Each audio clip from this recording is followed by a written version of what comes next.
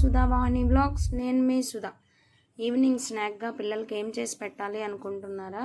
అయితే హెల్దీ అయిన ఆకుకూర పకోడీ ఒకసారి ట్రై చేయండి.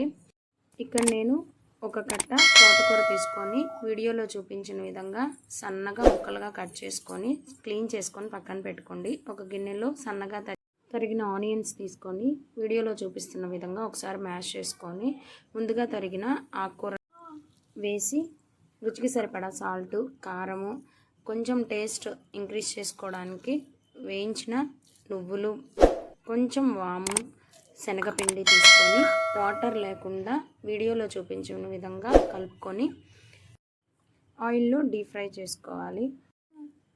ఇలా వీడియోలో చూపించిన విధంగా కలుపుకుంటూ డీప్ ఫ్రై చేసుకోవాలి.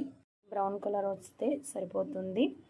హెల్దీ అండ్ టేస్టీ ఆకుకూర పకోడీ రెడీ. ఈ వీడియో మీకు నచ్చినట్లయితే లైక్, షేర్ అండ్ సబ్స్క్రైబ్. ఉన్న బెల్ సింబల్ని క్లిక్ చేయండి. నేను పెట్టే ప్రతి వీడియో ముందుగా మీకు నోటిఫికేషన్ వస్తుంది. బాయ్ ఫ్రెండ్స్, మళ్ళీ మరొక వీడియోతో కలుస్తాను.